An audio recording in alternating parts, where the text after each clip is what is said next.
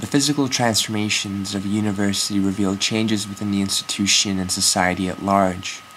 The exploration of architectural evolution at the Illinois Institute of Technology illustrates the university's changing relationships with an evolving world. In 1893, doors opened at the Armour Institute of Technology. The school was named after Chicago meatpacking tycoon Philip Armour, who donated $1 million to launch the institution. Its mission is to grant students mechanical and electrical skills in a rapidly industrializing society. The Armour Institute of Technology is housed in two handsome buildings on State and 33rd. The buildings use the period's traditional tripartite design formula. The first set of floors are clad in grand stone that grounds the buildings in the earth and provide a pedestal for the next series of floors built of red brick and elongated by extended arch windows. One of the buildings is capped with a cornice line, while the other utilizes gables. The building's large-scale and noble design distinguished the Armour Institute as a legitimate institution among the tenement, working-class neighborhood that surrounds it. The buildings embody the opportunity that the Institute provides. In 1983, Armour Institute hires a little-known German architect by the name of Mies van der Rohe to lead its architecture program. In 1940, Armour Institute merges with the Lewis Institute to become the Illinois Institute of Technology, and a decision is made to construct a new campus. The project is used within a larger urban renewal scheme, and 6 adjacent blocks are cleared. The Armour Institute's buildings are the only 2 structures that survive. Mies van der Rohe is commissioned to design the new campus, which is to express IIT's technological mastery. The rapid technological advancement in the middle of the 20th century is seen as a great benefit and hope for society. It even warrants the destruction of entire neighborhoods to allow for great leaps forward as witnessed at IIT. In the new campus, the old Armour buildings are sidelined and ignored, now viewed as dated relics. The tabula rasa on which Mies is to build is itself largely unprecedented. History was physically destroyed to make way for the new and modern, themes of great interest to the architect in command. Mies's architectural ideology demands a convergence of technology and aesthetics, while buildings express their structural order. His mathematical and minimalist designs are to be realized with the modern materials of glass and steel. Although constructed in piecemeal, the campus is designed as a whole and conveys cohesion and order. The master plan is similar to the Radiant City Plan for Paris by Le Corbusier. Black glass boxes rigidly aligned on a plain green landscape. Dorms are on one side, educational buildings on the other. The interiors are characterized by clear spans, unobstructed open spaces, and glass walls that reduce the distinction between inside and out. As a collection, the buildings are very striking and powerful. However, the gem in the group is Crown Hall, a massive glass and steel building with 56,000 square feet of uninterrupted space that houses the architecture program where a new generation of designers is developed.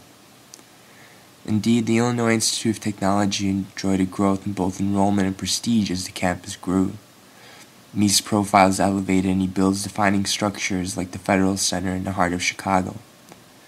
His disciples further reshaped the built environment and skyline, like Fazlur Khan's Hancock and Sears Tower.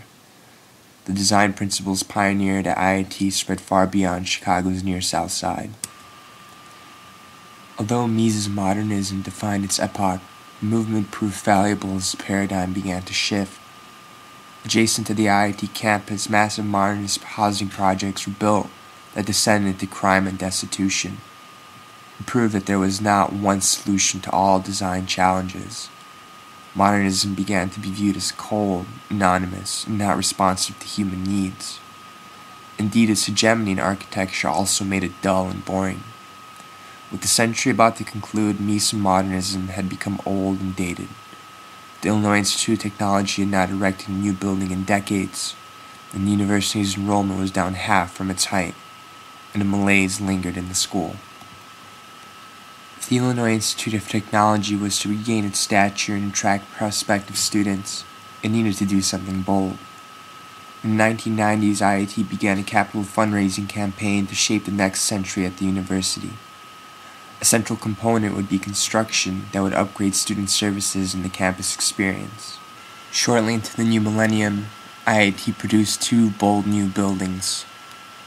The McCormick Tribune Campus Center was designed by rising Dutch architect Rem Koolhaas, who fused numerous student life activities into a single building, utilizing a dramatic array of forms, materials, and colors. The interior is defined by a wide array of options and juxtapositions. An assortment of materials, forms, spaces, and uses intersect in a vivid sensory experience. The building has a dramatic relationship with the elevated train, which runs directly above it. The structure has a massive tube that engulfs the tracks in the train, minimizing the sound as it passes, with a functional and visually dramatic solution. The theme of the building is to create a dense urban environment through the intersection of uses and people, something that doesn't happen often on the IIT campus. Even the rumble of the train reminds everyone that they are part of the city.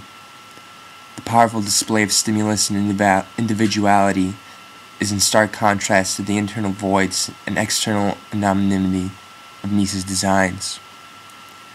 The State Street Village is a residence hall designed by IIT alumni and Chicago architect Helmut Jahn. Also taking cue from the adjacent train, the gray cylindrical structure is a city block in length, separated by semi-enclosed courtyards.